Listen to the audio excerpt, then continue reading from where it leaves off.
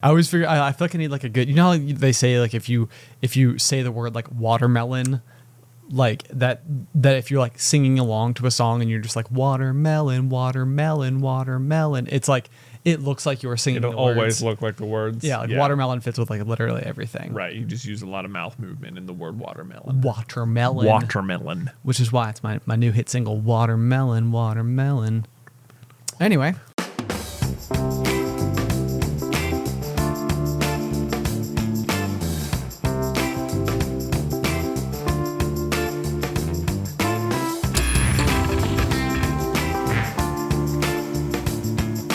What's poppin', everybody? Hello and welcome to Popcorn Culture. My name is Ben Carlin and I am your host. Here with me today is my brother Jay, who will be in every episode. I cannot confirm, but it feels like there has been some movement on the Jazzy J on the front.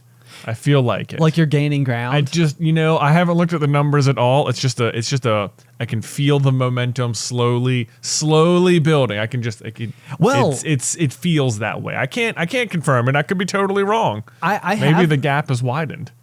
I have noticed an uptick in email, people who submit emails to the Pop, saying like, by the way, I'm J fan.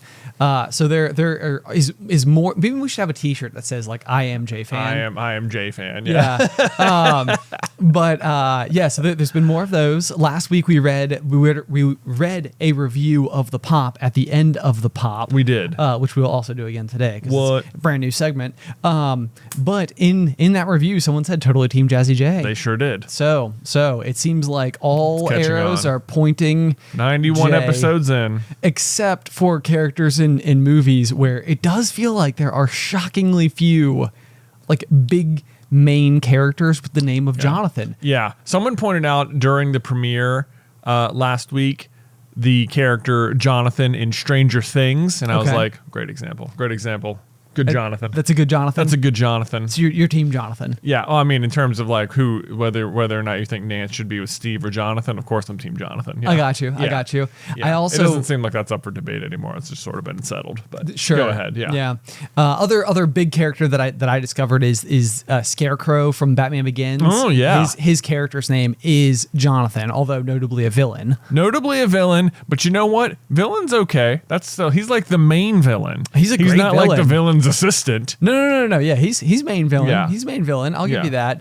He is that scene is creepy with the mask for Very what it's creepy. worth. And I like the actor who plays that character. And in any role he's in, I feel like it's in his contract that his eyes must be sparkling at all times. Yeah. He has like the Dumbledore like piercing eyes that like no matter what. It's like crazy. Ooh. Hey, you got sparkly eyes. Yeah, but he also does like a very good like I'm super intense face, but look at my eyes, they're sparkly. He plays like an intense character incrably well. Yeah. What did we say? The movie Red Eye? He's in Red Eye. He's in the movie. Right? I can't even. We're not doing a good job. We don't know his name. What I know, and it's so funny because I think I talked about it one day, but I recently just got that Calm app to like help myself fall asleep, and he is one of the narrators of the Calm app. So seems like that would not make you calm. In addition to having sparkling eyes, he also has a calming voice, and we gotta figure out what his name is. We're gonna look up the name of the actor who plays Scarecrow in Batman Begins. Everybody currently is just spamming. I know they're just like, how do you not know? So embarrassing. It's okay. So his name, I think his name is Cillian Murphy. Oh, okay. But it's Cillian. Okay. So I think I have always called it like Cillian. Oh. But I think it's Cillian. Cillian Murphy. Okay. Sparkling eyes. Sparkling eyes, man. Great eyes, dude. If you're watching, I'm sure you are. You're like, I know. I'm sorry. How frustrating would it be if you're Cillian Murphy listening to the Pop right now? Like, big fan, guys. Big fan. Also, could know who I am. Like, is that so much to ask? We do now. Yeah. We got you for forever and for always. Yeah. Going forward. Cillian Murphy. Right, yeah. Great in Red Eye. Oh man. Okay, so what do we have to talk about today? Because I think that we are currently filming on a day where we have many, many, many other projects all in the air at once. That's true. Due to the fact that next week we have a very special trip going on. We do have a very special trip. And actually, this is one of those weird situations where we're recording the pop before the trip has happened. But when the pop goes live, the trip will basically be over. True.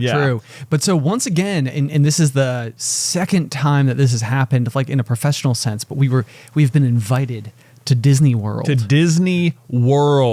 To just basically be creators at Disney World. yes, which is gonna. It's really, honestly, this is like a really funny thing. I think maybe we've told this story before, but very early on in our career, as we were getting like a couple of like sponsorships and stuff, we were once sponsored by Subway to go to the Firefly music festival in Delaware.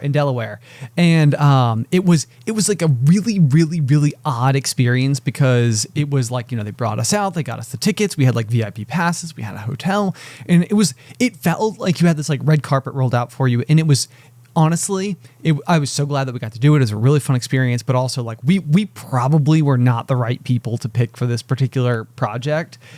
Which is fine. They picked us. We put our all into it, and Alice and Beth came with us.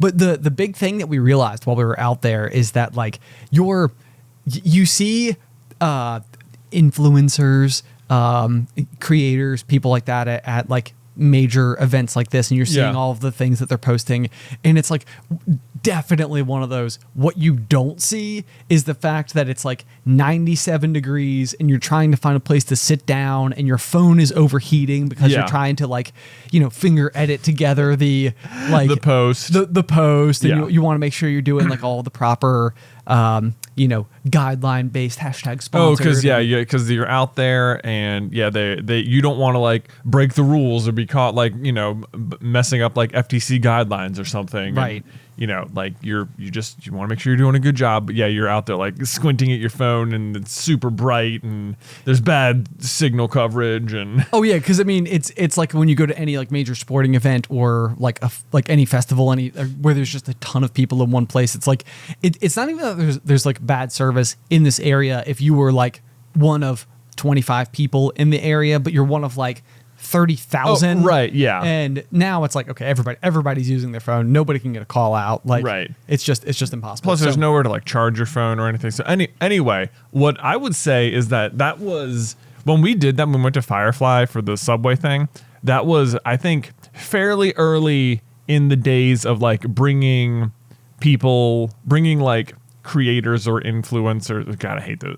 I know. There word. Is not a good word. There's not a good word. Yeah. Anyway, for bringing online content creators to places and then having them like post stories or like post their experience in order to like promote whatever, right? Or to like help do it.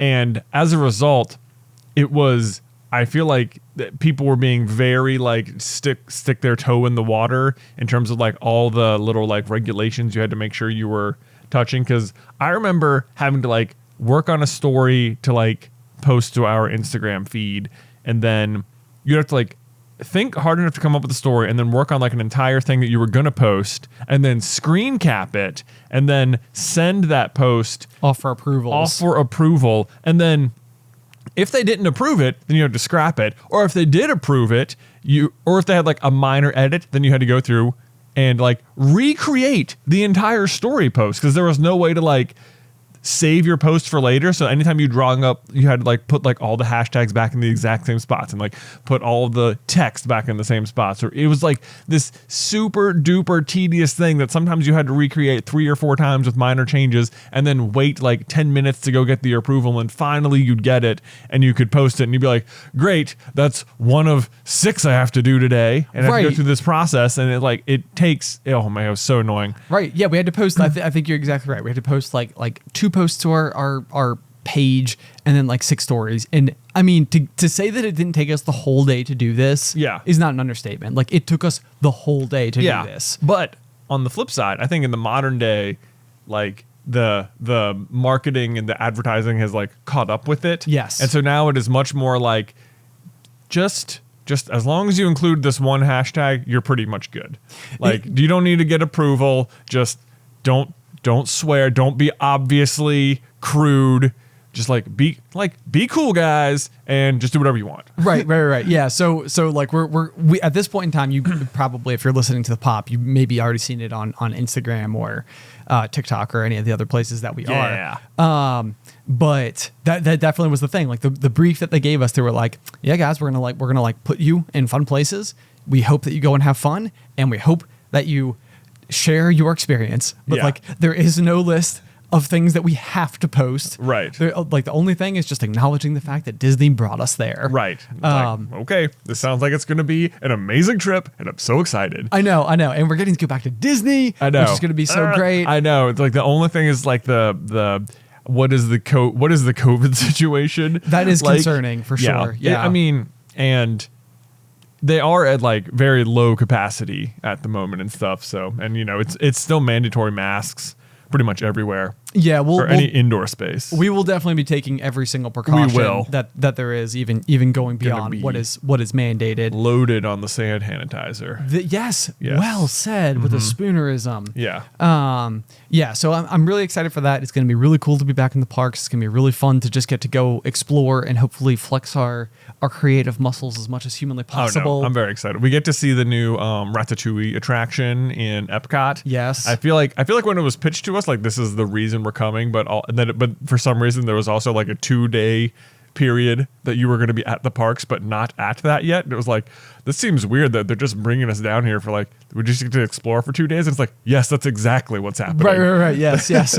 Precisely. Like Precisely. Except also we booked a bunch of cool places for you to go in the meantime. It was like, man, I don't know what my life is right now. I know. This is absolutely the moment where you're like, this is unbelievably cool. Like the access, the ability to come and like do this. It's like you do not take it for granted. It's like, this is awesome. Yes. Now I will say, whilst I'm sure the trip itself will be amazing. The impact this trip has had on the last like 3 weeks leading up to it has been like so stressful. It has been. Yeah. I think like what we have going on now, and this is like continuously, especially even like with the wedding a few weeks back, is whenever we're out of town, it doesn't mean that our content isn't still like going out. Yeah. Right. Yeah. It's like we still have to make sure that like everything is happening. So vacation isn't really like vacation is basically, we worked twice as hard for the past 2 weeks to make sure that this week we could work not at all. Right. So it's kind of one of those where it's like, it's not like the work doesn't still have to be done. It just has to be done before we go further ahead. And the one that's like making this one particularly complicated is that the following week is Labor Day, and we are also like, as part of like our Mother's Day gift earlier this year, was we like booked a weekend at a lake, not knowing about the Disney trip at the time. Yeah. So we're coming back immediately from Disney and then going to the lake, and then we won't be back into the office on Tuesday. So it's like that incoming Tuesday when we have a video is like, that one's like the like one video too far. And it's like there's just not time. It's like, oh gosh. Yeah.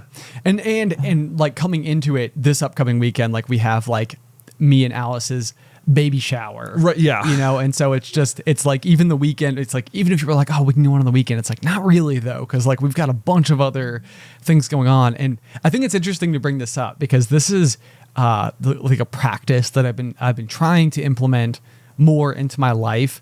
But it is recognizing the physical and mental limits of myself. Right. Because I do think that I am someone who, really both of us, I mean, this is probably true, like where we're overcommitted and we always want to do as many things as we possibly can. Yeah. But sometimes like when you're putting them on the calendar, you're underestimating what it's actually going to feel like once those days arrive. Yeah. And I think that with those situations, you can quickly find yourself feeling like you're underwater a little bit. And so for myself, I think especially this year, it's probably the first year where I've like actually started to just do this, but is like taking actual mental health days where it's like, it's not like I'm like, yes, I'm taking a mental health day / this is a 3-day long weekend that I would like to extend. It's like literally taking days off where the objective is to like let myself Like just relax, recoup, just reset. Yeah, kind of come back to some type of, like neutral status before pressing forward. But I think for the longest period of time, this was something that I would personally just blow right past. Yeah. Like it would just be keep, like I'm tired, but there's still more stuff to do, so let's just keep doing it. And then the only resolution I ever had was eventually I'll come out of the tunnel. Eventually I'll stop being busy. Right. And at that point in time, I will recover and all will be well. Right. But I think what normally happens is that like you just continue down the same path of like, oh, no, yeah, I'm still working and I keep agreeing to more and more things and it doesn't end. Yes. And let me tell you, my vacation dilemma with this is basically that when I even take time off, like we said, like most of the time you're coming off of being extremely busy so that when you are gone, everything still continues to, run smoothly and all that. But also I'll go on vacation and be like, ooh, like all the weight is lifted off my shoulders. And it's like, you know what we should do? We should start a brand new show. Yep, that's what I'm thinking. And we can go we can go move into that new location and we can build out this whole new set and like, probably bring on a couple new people to do it. And it's like my mind will immediately be, it's like as soon as there's like room to expand on like everything that we're doing in my brain, it's like I've forgotten what the previous commitments always feel like. Right. And now it's like I'm using my break just to make my not break that much busier. Right. And I get lulled into it so badly. It's like I almost feel like I used to feel this way around like tax refund time with money.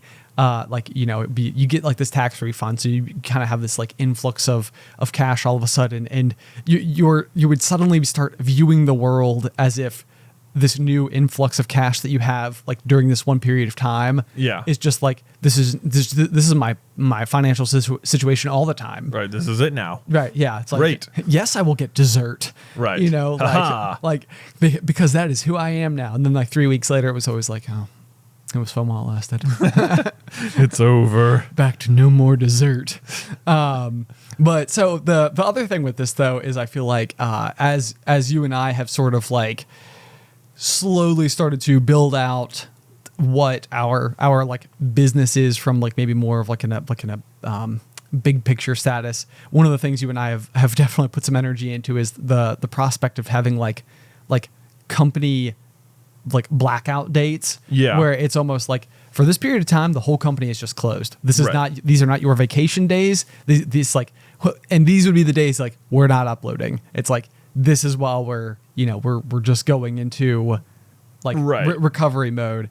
And it's something that I think that like a lot of European countries, you get like 6-8 weeks vacation a year. It's like it's much more robust than what we get here in the United States. Right. As far as like what feels like the standard. Yeah. And like as someone who's in the position to potentially make these decisions, it's like, okay, let's see how much of that we can incorporate into our world. Like, is there the ability to not conduct business, stay in business, but also then be giving your crew dedicated time off, you and your crew. Right. For yeah. that matter. Just let everyone just like, there's a break. Right. It's just like having, because like even when you're like in school, you get spring break or winter break. Yeah. Or whatever, and it's like, then you get into the real world and it's like, what? No. Right.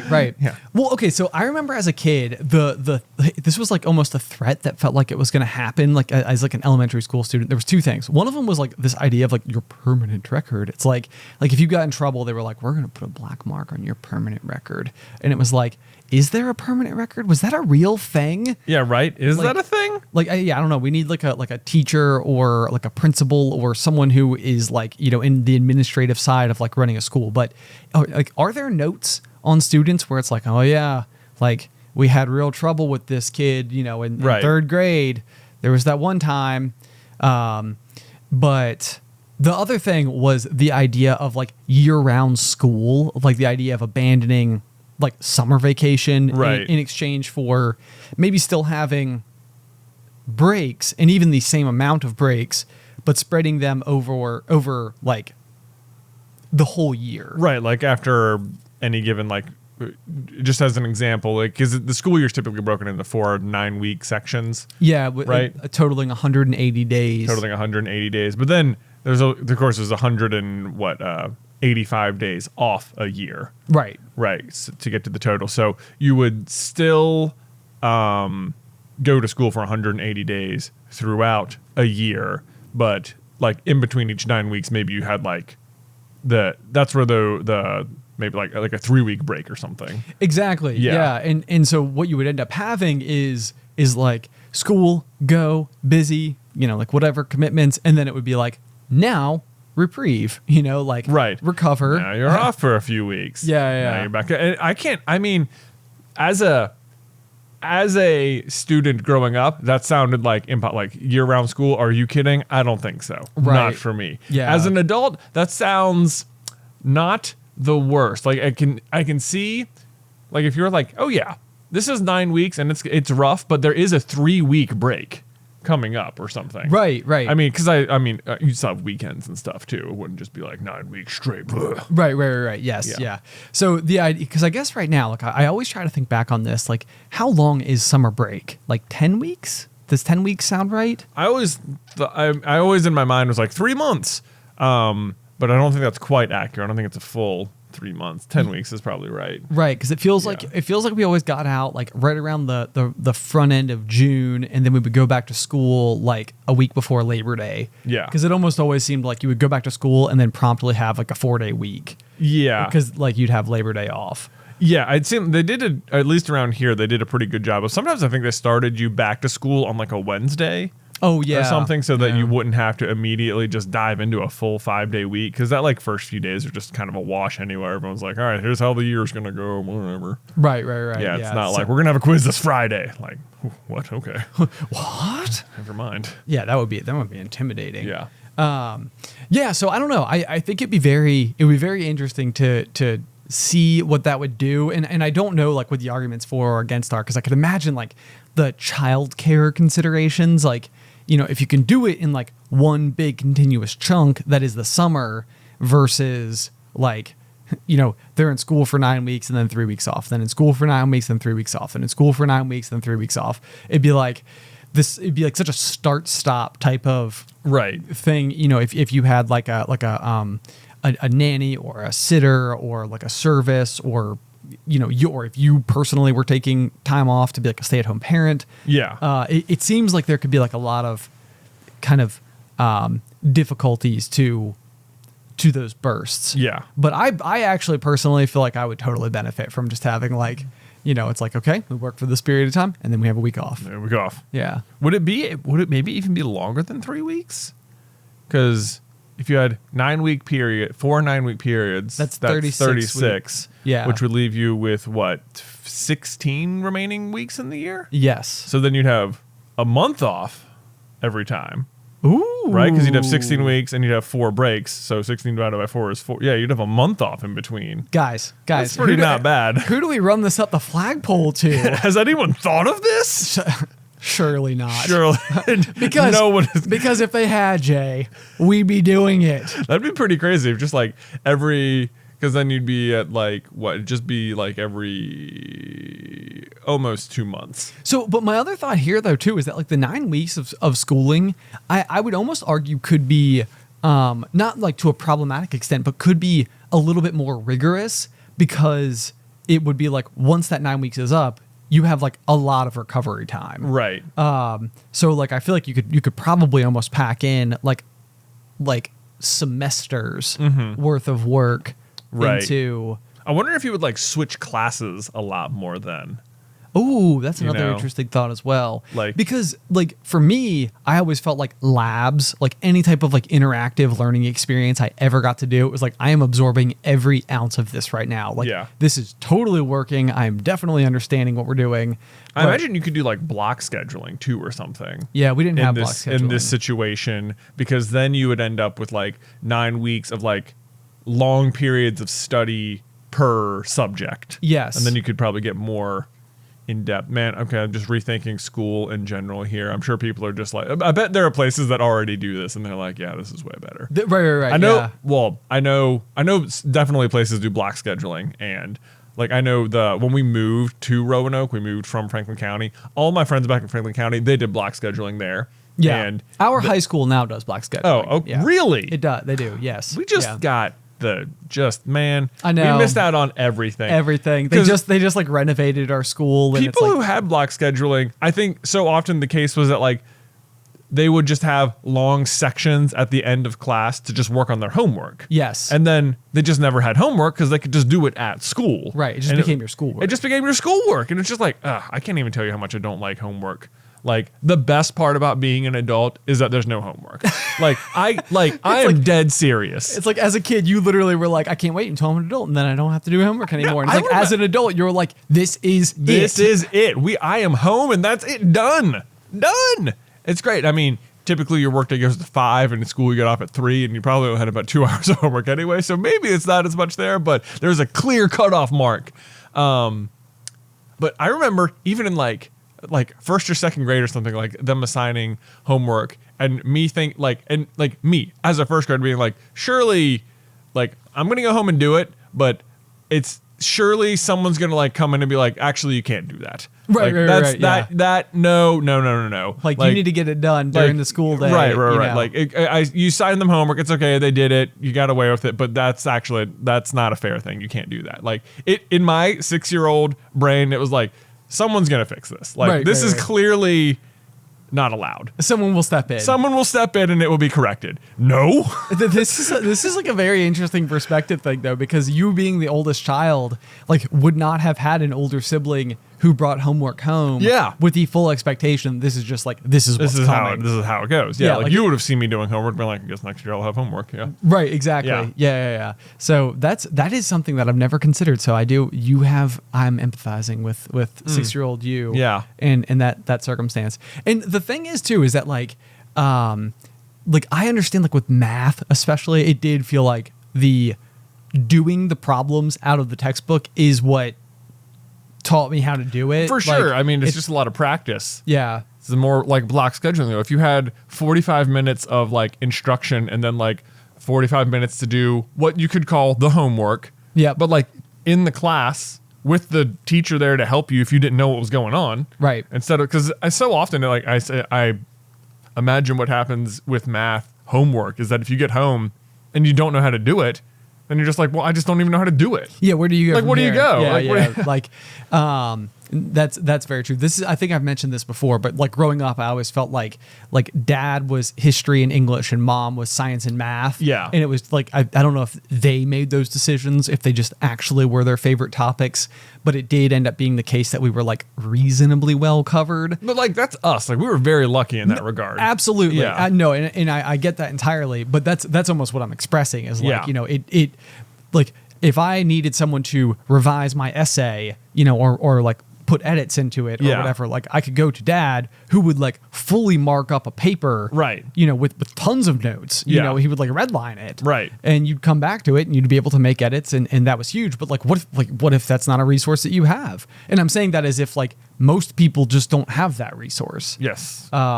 So I don't know. But the other thing too, is 8 periods a day. That's so many classes. Yes. It's like, so the number of times like where you would go to school and like I would have 3 tests in one day. Oh, that's so much. It's like, how am I supposed to study for like 3 incredibly difficult classes all at once? Plus the homework you had for the other classes. Yeah. Like, I mean, maybe, I don't know if I had homework in every class every day, but it was not uncommon for, to have homework every day from a class. Oh, yeah. You could absolutely. have 8 subjects worth of homework. You could. You could have it. I mean, probably not from like gym or something. Well, gym.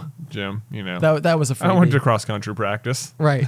I mean, that probably counts as something, right? Well, yeah. That's the other thing. Not only do you have homework, but you have like extracurriculars and stuff. Right. Yeah. Like it's highly encouraged to be doing something else in addition to just being a student. Yeah. Like I think by the time I got to my senior year, there was literally one point in time where I was working 2 different jobs and I was doing my diving all in the same like season. Yeah. So I was just slam packed. Yeah. I had way too much going on. Well, there you go. All right. Homework is actively immoral. That's my main takeaway.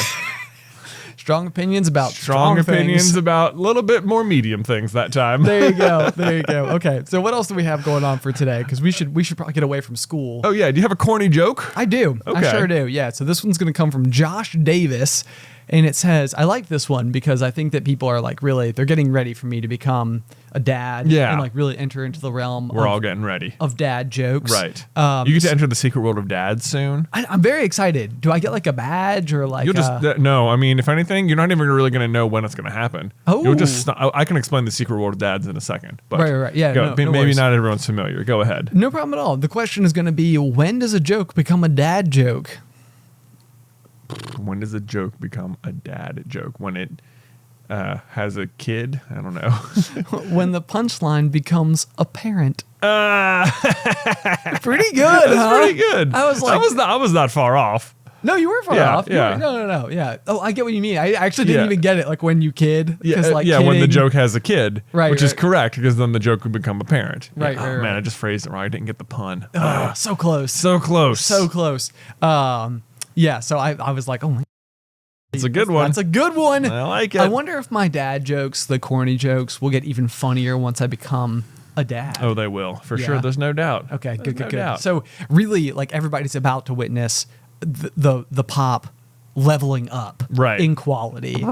Yeah. Because it's like we're like I'll be able to like equip new armor, new helms, Right. new rings, gloves. You've been boots. you've been staring at those those gloves for a long time. And you're like, man, if only I had strength 120. But you're about to get there. This is a Diablo 2 reference. Yeah. Nice. Which is gonna. Oh man, it's coming out very soon. It is coming on out very. September 23rd. Diablo 2 returns. It does. Although, speaking of us overcommitting to things, though, so looking into next month, we have a Super Carlin Brothers trivia stream on the 24th. Yes. and then the day before is the day that we wanted desperately to do like an all day Diablo 2 stream. We did. Will hopefully maybe do. Who wants to join our clan? That's right. Let's go. It's going to be great. It is going to be great. Maybe that's what we'll just do. We'll just stream that all day on the main channel. It'll be great. Like, no video today. This is what we're doing. This is what we're doing. Brought to you by BetterHelp. Brought to you by BetterHelp. Now watch us slay some demons and spill some blood. For kids. All right. We're going. Yeah. Yeah. There you go. Oh man. Okay. So Jay, you have a note here. Yeah. In the notes. I do. That says, Ben, I have to clear something up with you about vampires. Oh, well, I sure do, Ben. Well, Okay, Ben. I have been looking forward to this for minutes. Let me tell you something. Ben, all right, I need to clear something up with you about vampires. Oh, okay. Yeah. Okay. Let me introduce the segment. That was good. Thank you. Good. Everybody else was lost. now we're all on the same page. Okay. This is my perception of vampires. Let me ask you, how do you think a vampire sucks blood? I guess I've imagined the super pointy sharp canines are also like straws. Like straws, exactly. Yes, exactly. That has been exactly my thought as well. That they're sucking the blood through the teeth as if they're like little tiny straws. Little small straws in the teeth. That's Yeah. why they have the teeth. That's why whenever you see the neck bite, it's just two little holes. It's not like gushing because it went straight up. Yeah. No, precisely. I think that's key. Okay. I think that's absolutely It has come to key. my attention that maybe this is not true. What? That maybe the pointy things are just to create puncture wounds, and then it's more of like a lapping situation. No. No, I know. Like Like no. they're like sucking, like the blood is like pouring out of the wounds, and then just sort of like sucking it up as it comes. Oh, this is throughout. making me very This uncomfortable. cannot be right? It's little straws. It's a little straw teeth. It's definitely straw teeth. That's I mean, 1,000%, right? otherwise it's like, because I thought what you were gonna say with that is that was more of like a gnawing type of situation, but I was like, no, that doesn't seem right either. No. That doesn't seem right. That seems No. more like werewolfy. It's more like, yeah, that's not even like drinking blood. That's just like killing someone. That's just Yeah, exactly. that's just like ripping them up. Right. So when you have been had by a vampire, do you become a vampire, or are you just like giving them a little bit of blood? Because like if that's really what it came down to, it feels like vampires and humans could coexist like reasonably easily. It would because be like eventually everyone would just be a vampire.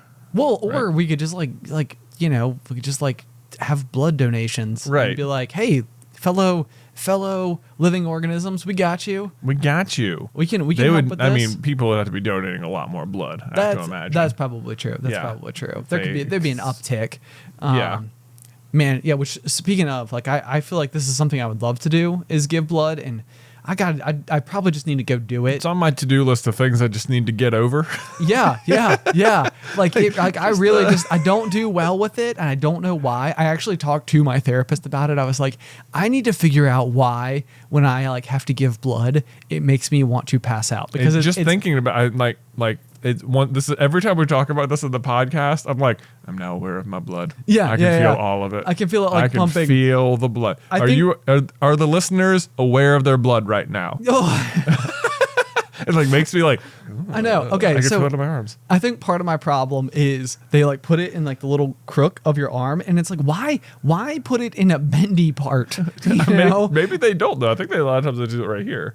No, every time I've ever done it, they put it right in the bendy part, right in the middle of the elbow. Have you given blood? The elbow pit. Yeah, they do it right here. They put it right in the elbow pit. Okay, 100%. And now you got to feel it the whole time. I know. And the other thing too is that it's like, hey, if we're gonna put it right there, it's like, what happens if like I suddenly need to smack a fly on my forehead? Is the needle gonna like thwick itself through my? I think mostly what's inside you. I think the needle just goes in to like make the immediate puncture, and then the needle comes out. Ooh, I don't know why you're even thinking about this, Jay. It's making it worse. You're the one who brought it up. Well, you continued it. Well, I needed to know about vampires because I saw somewhere on Twitter that like the misconception was that the teeth were the little straws, and I'm like, you are trolling whoever you are. Like, there is no way, like. Vampires are definitely sucking through the teeth. Yeah. I'm sorry. If they're not, we're correcting it. Yeah, because I mean that's the big thing is like with vampires comes like the vampire wound. Yeah. And I feel like I can picture the vampire wound, which is like the 2 dots. Yeah. Which would be like your spaced out canines or whatever they're called. Right. And like, I don't know, that's just got to be how it works. That's got to be how it works. Also, why does it need to be so neck related? It's like, why can't they just bite you anywhere? like calf would be fine. It'd be like, I just walked through a briar patch. Yeah. I can handle it. Right. You know? But instead, it's got to be like near where like essential veins are. Maybe I have an issue with veins. Maybe that's what it is. Yeah, that's like, what it is. Don't go near like the things that pump all the. We gotta switch topics. Okay, I'm just glad we cleared that up because look, this is very strong opinion about weak thing, but if that's not how vampires work, it's how I'm going to continue to believe they work. Yeah, I agree with that. I agree with that. Like the we need to start a Wikipedia page for how vampire fangs work. Yeah. What are vampire fangs doing? Right. We need to have a solid, agreed upon answer that vampire teeth are little straws, and and that we all need to agree on this fictional thing. Otherwise, why is it so essential, like, for them to have pointy teeth? Right, because otherwise, you could if you bite someone's neck, you can make them bleed. Yeah. Or you could just have any other method of causing. I don't want to suggest ways to cause blood. Yeah, you know, but like ways to cause blood. There are ways to do it besides biting. Right. Yeah. Biting seems like the least effective and requires the most amount of proximity. Yeah. You know? Right. So I don't know. I'm just not happy about it. So we're going to move on. We're going to switch topics. Okay. Because moving on. Vampires have become a problem. So I have a situation happening with something that I'm like very eager to do. It's like I've been like thinking about it a whole lot. And the problem is that there's such a delay on when I'm able to do it. I'm worried that by the time it arrives, I won't want to do it anymore, but then find myself in a proper pickle. Wait, what is the thing? Okay, so I recently bought some land, like acreage, and Allie and I, at some point in time, our goal would be to build like our forever home on this land. Cool. And with that, what I really wanted to do is as we clear the property, is have a sawmill, which sounds like a lot more complicated than it is. Right. A sawmill is like a very... I'm imagining a river and like a log flume and a big hanging saw blade. Right. Log flumes have really messed with the perception of what actual sawmills look like. Mm-hmm. I mean, I'm sure at some point in time they did look that way, and that's why they're based off of that. Right. But a sawmill, based on what I would be using, is something that is like a maybe 15-foot long device that's mostly just a set of rails that you would put the tree on, and then it's a great big bandsaw. Yeah. And a bandsaw is basically just like you got two wheels, and there's literally a band with saw blades on it that spin around in circles, and then you can move it over it and go back and forth and cut big slabs of wood. So literally the coffee table in front of us, this is how it was made. Right. They didn't send this down a big hill with a saw. They sure did not. Okay. No. But it is walnut, which is real nice. Is that a Cousin Eddie? It is. Quote. Yeah. Really nice. So, but the thing is that you're probably aware of the fact that lumber prices lately have been like skyrocketing. I just wake up every day and I have another news notification about lumber prices. Big lumber. Yeah. Big lumber. Anyway, in case you were unaware, it used to be the case that like a 2x4, like that's 8 feet long, was like, I don't know, maybe $2.83. And now it's like $8 or something. Wow. Which even that like seems like, okay, like $8 isn't that bad. 400% increase. Yeah, but when you're buying like 400 of them, Yeah. it's like, okay, this is like this is a lot more. Ooh. And that made a really big difference. So anyway, I'm wanting to do this mostly from like a hobby standpoint so that I can like make pieces of the home out of the lumber that is on our land, that I can make like furniture out of it. It's just like a really, really, really fun way for me to go out. And like I've talked before about how much I love splitting wood. So to me, this would be splitting wood in a way that is way more like useful Right. in the end, because when you split a log and you burn it, I don't know if you know this about wood, when you burn it, but it goes away. Goes away. It stops being a log. It is gone. Yeah. And so I don't know. I'm thinking more like, being able to like build a bench, which then you can like sit on forever. Yeah. And until it, whatever.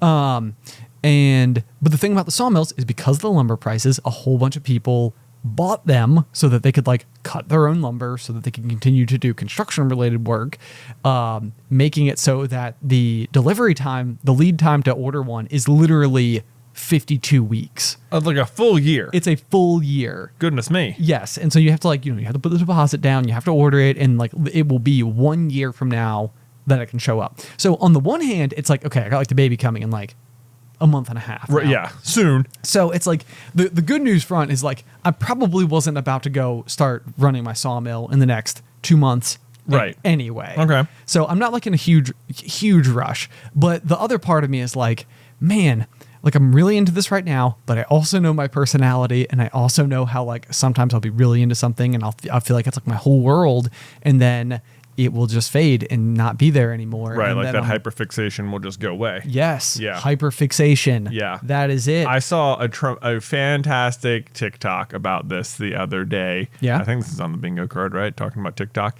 And it was just like all it did. I almost sent it to you. It was like, this is the most Ben thing I've ever seen. Was it like a home gym into like a drum set? No, it was just this guy walking around and he's like, I love hyperfixation. I just got into a hobby. This is my life now. I love this hobby. I spent a lot of money on this hobby. I have finally got all the things for my hobby. And then he like walks up to a microphone and goes like, I am done with this hobby. Yep. Yeah. Yep. So I understand that way too well, and I'm trying to understand myself in this situation, and it's like there's two paths that I feel like that happen in the way that I like approach things, and so like one of them is it's kind of like if I don't ultimately end up pursuing the thing, it's almost like that branch has been like cauterized. Mm-hmm. It's like it is now unable to grow. I'm unable to go back to it. I never like took the plunge, and so now I'm just like not gonna do it. But see, it feels like you have at least a bit of an advantage here in that you did buy the land. I did buy the land. So like yes. whether or not, like you like that will always be true. Or I mean, I guess you could sell it, but like that to me seems like continuously potentially motivating. That is true. That is true. And it's definitely something where like as that lumber goes somewhere, because no matter what, it needs to go somewhere. Right. So like in my mind, it's much more special. It feels like maybe from like a conservation standpoint, better if you're somehow able to use the wood that naturally grew on this land to then build the home where that wood once was. I mean, it's very cool. I guess it has more like sentimental value in that way, but you're right. The lumber will get used in one way or another. True. They're not just going to like chop down all the trees and then burn them. No, yeah, that won't happen. Yeah. They won't. The trees will definitely like they'll get used. So there's that. So your main concern isn't whether or not you should buy the lumber mill because like right now, if you just had it, you could start using it and like take advantage of the hyperfixation. But your concern is that you're going to pay for it. It's going to arrive a year later, and then you're going to like not really be interested in it anymore. Just hire people to clear the land and then still own a lumber mill. Yeah, that'd be part of the series of questions. Yeah, okay. that is like the concern. But the other thing, so like I said, it's like sometimes it's like if I like want to get interested in something and I don't do it, like that branch gets cauterized, like it never goes anywhere. But then frequently when I do get into it, it doesn't mean that I will always be actively like this is my like primary interest. Yeah. But I do come back to it much more frequently. Mm-hmm. It's like there's a lot more branch that has grown for me to then return to. Right. To use wood-based analogies, tree-based analogies to help explain the way that my brain works with hobbies. So anyway, that's basically my big conundrum. And I keep every week that goes by that I haven't ordered it, I'm like, well, now it's another week into next year. Right. That it's not going to be here. It's not going to be here. And another week that you've been like that you've wasted on being fixated on something that, you know, could go away. I think I'm just going to do it. I'm just going to do it. I think I'm just going to do it. Here's the thing. Whether or not the lumber mill itself is here, you can still go up and just start clearing the land. That is true. You know, you can just, if anything, this feels like a tremendous opportunity to me because you can like order it and now you have like a ton of lead time to get ready for the moment it's here. True. Because otherwise you're going to get it and you're going to like go set it up and be like, I can't wait to use this. And then you're going to have to like fell the trees. That's a good point. And now you can be like, this is fantastic. Now I have a goal set time to have a big pile of felled trees ready to be cut. And as soon as like now you're just waiting for it to get here because as soon as it does, I got all the stuff ready. That was all the encouragement I needed. There you go. That was really helpful. All right, thank you. Oh man, this is good news. Yeah. So guys, coming soon to a very quiet corner of the internet sphere is Ben's Wood Corner. Ben's Wood Corner. Here we are. My name is Ben. Today we are going to be talking about wood. That's all I got. Yeah, that's it. The countdown to the sawmill has arrived.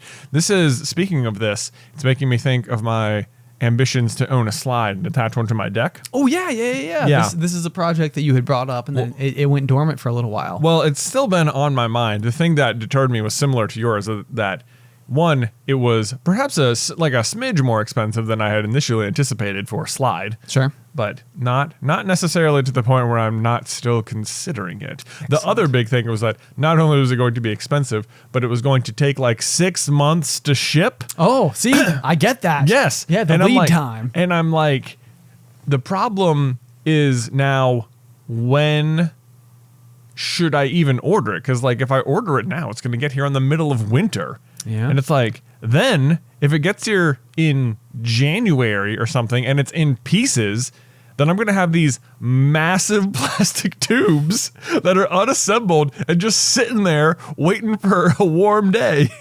Where am I going to put the tubes? Well, okay. So what month are we in right now? August? Yeah. In 6 months? I think so, yeah. Okay. So it feels like, to me, you wait till November. Yeah. And then you pull the proverbial trigger. And then at that point in time, we land in early May. Yeah. And at that point in time, it's like, hey, this is prime slide season. My other problem is that it's just like, I don't want to, I want it now. Like, why? Like, this is like, welcome to 2021. Oh my gosh. It's just like, why is it got to take so long? Like, this is a cool thing that I want to do. And it's like, why? It's like, I want my kids to be able, and not that my kids are going to be like grown up by next year or anything. They'll have plenty of time to enjoy it. But just like, it doesn't seem like it should have to take this long to do it. And then part of me is convinced that even once it's here, the assembly is not going to be just as super duper easy as I'm imagining. I can't imagine that it will be harder than the sawmill to assemble, which means I can come help. You think it? Okay, I mean, I would definitely need your help either way. I'm not even sure. Well, whatever. I haven't done maybe enough homework into it. Maybe there's a service in town where I can be like, can I get you to order these and then also come install it? Yeah, or something. That seems reasonable. Seems like it. And so, have you decided on big straight slide or spirally slide? No, I want spiral tube slide. Tube slide? Yeah. Will there be windows? I don't think so. No windows. No windows. Color? Blue. I keep imagining yellow. Yellow. Yeah. Classic slide color. That's coming to mind. Although I do have fond memories of a purple slide from our childhood. We had a purple slide. Not at our house, but it was at the local McDonald's play place. Oh yeah, I remember They that had one. a fantastic spiral purple slide. Yes. One of the best slides I've ever been on. It was a great slide. It was like most top 10 slides. I would say yes, easily one of the top 10 slides of my childhood. Most like playground slides, only kind of okay. This one, like it would whip. You could get some speed on it. You could, yeah, you could. And the other thing about it too is that like the static, phenomenal. Yes, like you could do anything in this play place and then go and shock your buddy. Absolutely, you could. I think about that play place. That was like we went to many a play place, which aren't really as much of a thing anymore. They don't really seem sanitary. Yeah, they're very not for sure. Yeah, but nonetheless, they existed en masse when we were children and we went to them all the time. Yeah. Yeah. And I think about the one at that McDonald's sometimes, like it was uniquely good, like way better than so many others. Well, this was always the thing. So I don't feel terrible name dropping this because I feel like it could be pretty public information anyway. But the Rocky Mount, Virginia McDonald's when we were kids was owned by a family with the last name of McCarty. Yeah. And might still be. But so the fact that it was like they had like the Mick at the beginning of their name, I was like, so how does that make them related to the McDonald's? To John McDonald's. Yeah. Because they must be. I mean, certainly can't be a coincidence. But like as a small child, it was like I knew enough to be very clearly recognizing the names were like, of course, similar. Yeah. But also being like, but that's not how last names work. Right. Like, like that can't be it. But Yeah. it couldn't be a coincidence. I don't know. So maybe having the Mick at the beginning of their name was part of their like life social funnel, kind of Yeah. like we were saying last week, that like leads you down the path that is owning a Mickey D's franchise. Have you been to that particular McDonald's in the recent past? It's been like probably over a year since I've been to that one. Yeah. I do know that it has been completely like rebuilt, and the said play place is no longer there. Said play place no longer there. Big bummer. What do you think happened to the purple slide? I have no idea. Maybe I could. Hard to know. Maybe it's somewhere. It must be. They probably didn't like melt it down. It's not just slag. Here's where we got our slide. This is slide flag. This is the real reason it takes 6 months, because we have the raw materials you see here. So there's purple, there's green, multicolor. Can't even imagine. Don't know where the purple slide ended up. But that McDonald's, I feel like, is always like 3 steps ahead of all other McDonald's I go to. I think that it has to be like a top ranked McDonald's. It has to be. It's a very good McDonald's. Like it's like this weird gem of a fast food restaurant in like you wouldn't be surprised that any town has a McDonald's, but like this one is thriving. Like if you go there now, I bet it's crowded right now. It is currently busy. It is currently busy there. Yeah. It's true. Yeah. It's true. They're running it right. Whoever's in charge of it now, and it's been that way my entire life. Yeah, we literally played recreational soccer with the son. Yeah. The son was in my grade. Who possibly now runs. It's possible. Who's to say? We should investigate. We should. We're gonna find out who runs that McDonald's and what happened to that slide. The best. Somebody messaged me today. They were like, "Is Roanoke a good place to visit?" And I was like, "Well." So, but now I could be like, you know what? There's a McDonald's like 30 miles south of here that you gotta check out. Check it out. You've been to McDonald's, but not this one. And then you probably go and be like, well, I guess it was maybe a little nicer than some McDonald's I've been to. It was fine. It was fine. There was Do you know there is a store that shares a parking lot with that McDonald's called Roses? Are you familiar with this? You know the store I'm talking about? I absolutely, man. Grew up in the same. I have no idea how Roses is still in business. Oh, me neither. Me neither, Ben. Yeah, me neither. I would say I would also put Kmart in this same bucket where it's like, I mean, I feel like even Kmart puts Roses to shame, and Kmart almost like that's saying something. I don't even know how to properly. You know what? There has to be some Kmarts that are like this McDonald's though. Where they're like awesome. Like a great one. Yeah, everyone loves the Kmart. They're keeping everybody aloft, right, afloat. Do you think? Okay, there must be. This has to be true. Like, there's always going to be like the regular version of everything, but like there's somewhere out there is like a really impeccably neat and clean Waffle House. You know, like not one I've ever seen. Or anything. Every Waffle House I've ever been to, which it's if you haven't been to Waffle House, you should go because it's an experience. It is. Yeah. But everything's like just sort of. It kind of feels like everything's just a little sticky. Yeah. You know what I mean? Yeah. No, I get it. Yeah, I mean, it reminds me of the purple slide from McDonald's. No, that was slippery, man. That's how you had.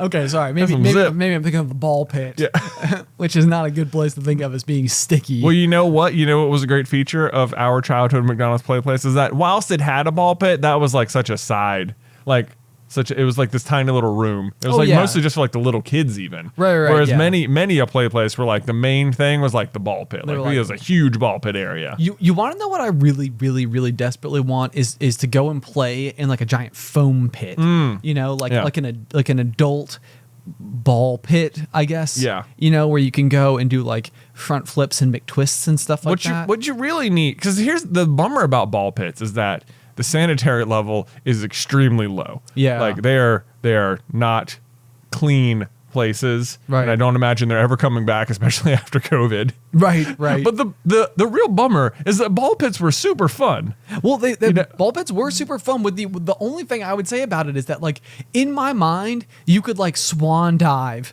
into the ball pit and be fine, and this was just really not the case. They were not like soft. Well, you could take a jump into probably not, maybe an adult couldn't swan dive into it, but small child, they could land no matter how they wanted in that ball pit. That's true. That's true. It's like my kids, I don't think are going to experience ball pits, which is a bummer because it's super fun. Like what we need is like private ball pits or something. Like luxury ball pits. That's not what I'm saying. I want how do you have a ball pit that your kids can experience without it being this like giant cesspool of like bacteria? Of, like, every child who lives in the county. Right. Well, they almost seem like, because the balls themselves would float.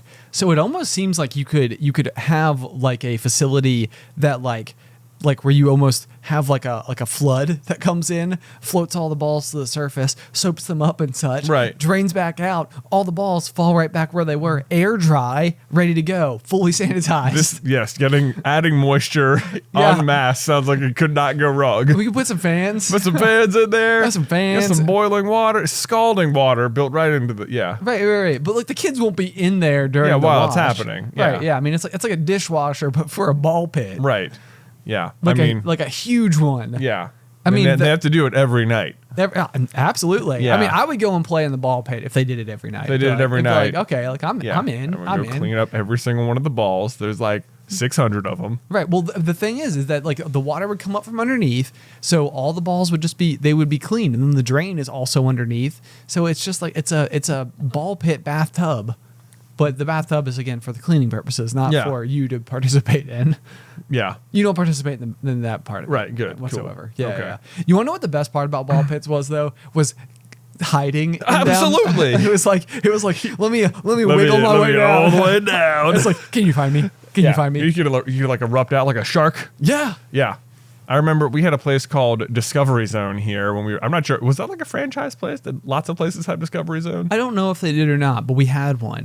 It had massive ball pit, and it had like climbing towers with like ropes in the middle of them. You could climb the ropes to the top of the climbing tower and just launch down into the ball pit. I feel like the last time I went, it was a huge like king of the mountain type of thing. Yeah. So like the goal was to be up on top of the giant pylon. Right. And then like everybody else is like scraggling their way up there, but you have the high ground. Right. But they Very have, important. They have the many. Yeah. And yeah, so it was like, but then if you fell, you just fell into a giant ball pit, and it's like, well, no big deal. Hooray, I'm going to go try to attack the guy up there now. Exactly. Yeah. Going down.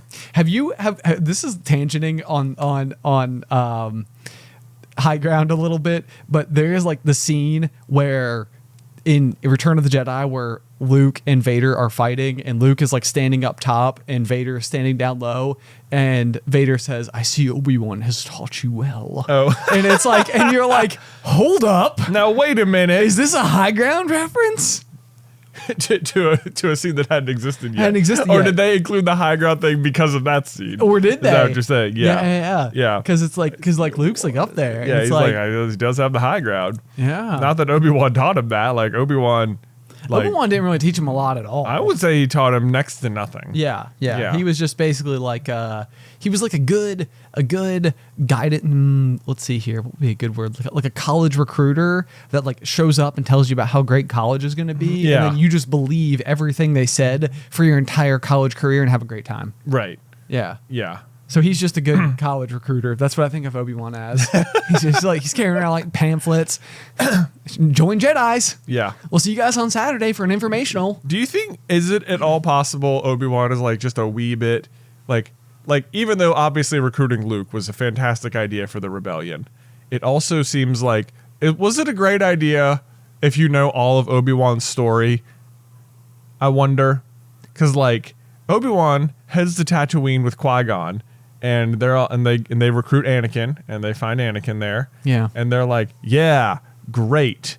This kid is definitely going to work out. And no, the Jedi are not like that. They're like, bad idea. And Obi-Wan's like, Qui-Gon's like, no, Obi-Wan, listen, they're all wrong. I'm definitely right. Trust me. Trust me on this. Qui-Gon is do not bet with Qui-Gon. You has got, Qui-Gon cheats, man. He rigs that pod race. Anyway, not rigs the pod race. He rigs the bet. He rigs the dice roll. Oh, that's true. On that's the bet. true. Yeah. Anyway, not important. He does cheat. But they get him. The council's like, definitely don't do it. Qui-Gon's like, no, listen to me, Obi-Wan. Do it. Trade that kid. For me. You has to. Like, we pinky swores. And it's like, what's the worst that can happen? What's the worst that can happen? What's the worst that can happen? Meanwhile, fast forward like 20 years later, Obi-Wan is like, boy, Qui-Gon sure was wrong about that. Anyway, I'm back on Tatooine again, and there's another Skywalker kid. I have an idea. Let me see. It didn't work the first time. This is like coin flips.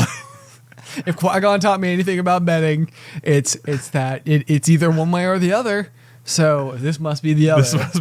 Statistically speaking, we have nothing but success ahead of us. Not how coin flips work. Well, it did work out. Luke almost falls victim to the same thing. Yeah, it almost goes exactly the same way. It's like, this is not turning out well. Yeah. It is very close to just right there. Yeah. Anyway, I mean, it works out, but I'm just saying, I'm not sure if it was a great judgment call on Obi-Wan's part to actually recruit a second Skywalker kid. Yeah. Given how the first one worked out. Also, what was the idea with bringing him to Tatooine when it was like, this is a great big galaxy. Let's bring him back to literally where Anakin Skywalker came from. Right. With family members. Like, why didn't they look there first? Yeah. I guess maybe they don't even know he has the kids. I guess that's fair. Yeah. I guess that's fair. So maybe he's not actively like searching for them, but still, like anywhere else would have been fine. Yeah. And it would have been all right. Especially that they have Obi-Wan look over him, which I guess is smart. There's probably not better people to do it, but at the same time, the Empire is hunting for Jedi, and certainly they're going to be hunting for him. Like, certainly. Of confirmed living Jedi out there, Anakin or Darth Vader is so aware that Obi-Wan is still alive. Oh, yes. Like, absolutely. The rest of them we pretty much got. But I know for sure this guy, he had the high ground. He's still out there. He's like target number one. You want to know who I lost to? That guy. You know, I know who's probably a threat? Him. That guy. He is definitely the one we need to look for. You know where he's definitely not? My hometown. My hometown. He definitely didn't go back there. Don't bother that. Don't worry at all. Yeah. So I'm not sure if Tatooine was the best place, even though they had Uncle Owen. Uncle Owen. 3PO. How close an eye do you think Obi-Wan had on Luke? He doesn't seem like he's living like ooh, I just think I can just like look down the hill. Like for someone who's keeping an eye on him, he's kind of far away.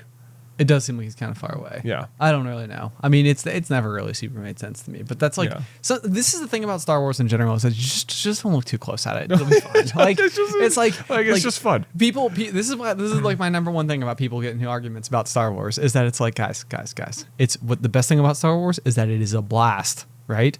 But that doesn't mean that everything about it is perfect. Right. So like, let's stop thinking that way. Yeah. Right now. Anyway.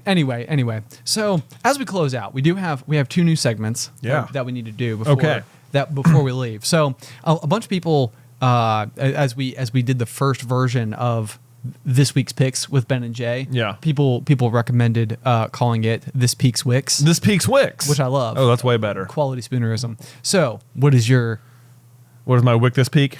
Yeah, what is your Wick This Peak? Okay, my Wick This Peak is a show on Netflix. The 4th season just came out. I just finished it. It's super good. If you haven't watched the show, you can start from season 1. Great news, there's 4 seasons available. It is a show called Atypical.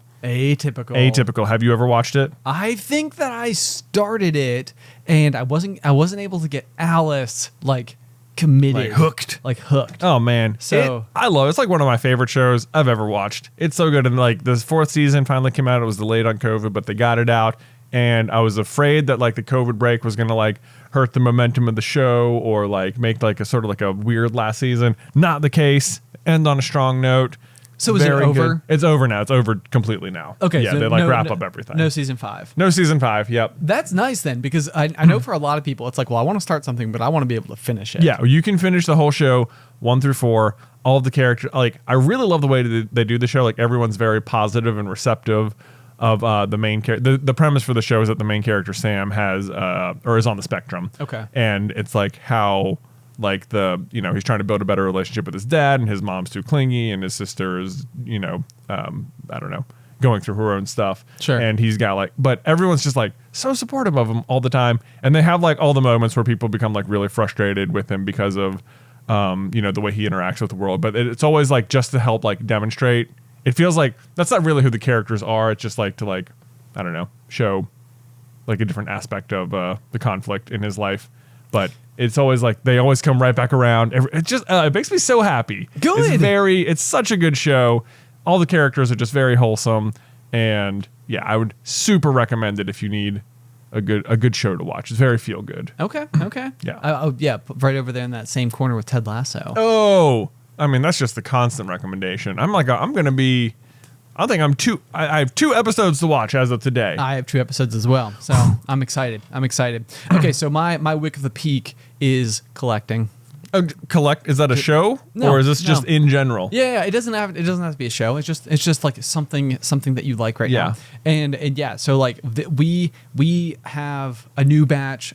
We have a whole bunch of new booster boxes that arrived Evolving Skies this week for our Pokemon card collection, and we have a new member of our office here, Kat, who she was helping us do some like organization with the previous packs of Pokemon cards that we had, where there was just like big piles of bulk commons and stuff, and she's like, what is the deal? Like, why are there so many? Like, what do you mean you're getting more of these? And it was like her confusion only solidified how strongly I feel about it. It was like no.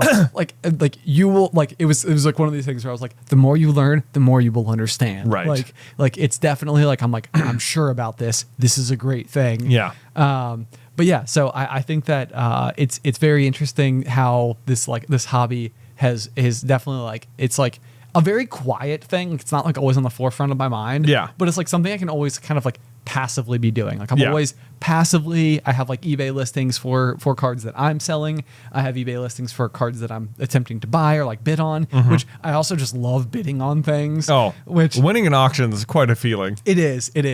And definitely that sense of like, like almost being like, okay, this is a card that normally sells for $20, and it's like, but right here it's 12. If I can get it for 12, it's like you get to simulate the idea of getting like an amazing deal on something like over and over and over again. But like the numbers are all completely arbitrary because it could be like, okay, this card $6 would be like the selling rate on it. So it's like if I can get it for 2, then what? Right.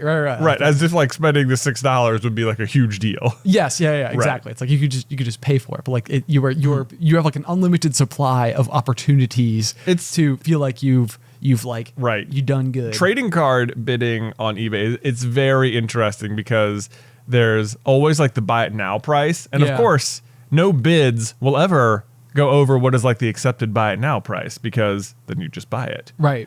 So there's always like this like dance between like getting just under that price. Yes, that's the other thing too. Yeah. So like you can be like looking like, so for example, one of the cards we really wanted was this sleeping Tyranitar. Oh. And I feel like I will tell you that this is a more expensive card that we have purchased, but like the number that I was trying to stay below was $85. Right.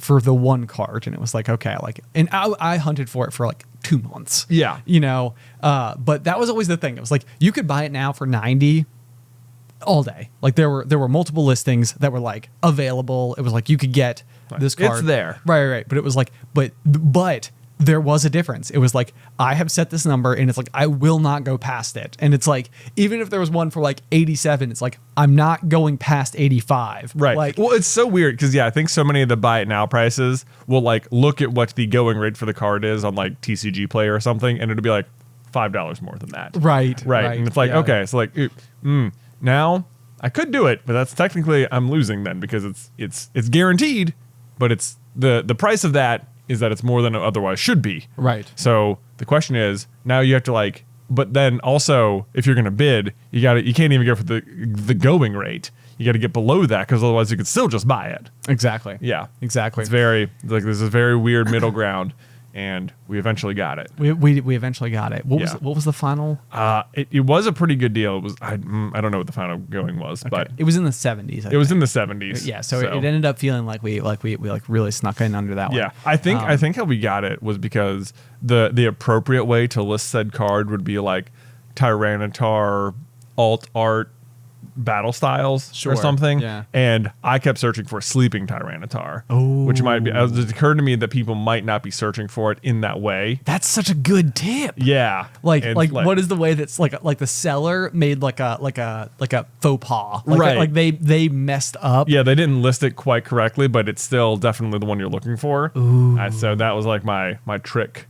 Nice. For like looking for it. I think I got like slightly different search results. What a pro tip. Yeah. What a pro tip. Anyway, guys. Oh, actually, no, I'm sorry. I almost closed out, but instead we have to read this week's review. Do it. Okay. So review. So one of the huge ways that you can help the show is by leaving a review. If you want to go and like leave something absolutely hilarious that you'd like to see us read, like reviews are a really great way to share the podcast out there, get it in front of other people who maybe like whoever can leave the funniest reviews is who's going to get read. Is what I'm hearing.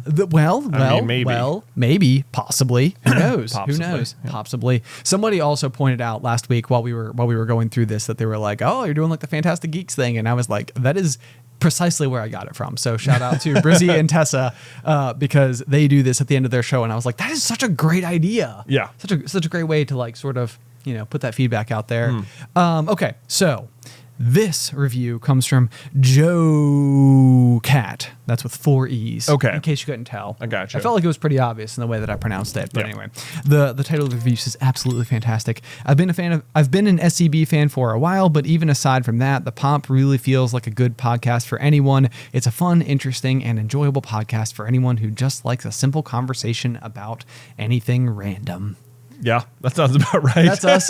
We did talk about ball pits. We did talk about ball pits and our specific McDonald's purple slide for a while. We did. It was good coverage. It was. We needed it. Anyway, guys, if you would like to support us on Patreon, you can do so by heading over to patreon.com/popcornculture. The tier that I would most highly recommend is our quarterly merch, where each quarter we put together something just amazingly cool that is going to be popcorn culture themed.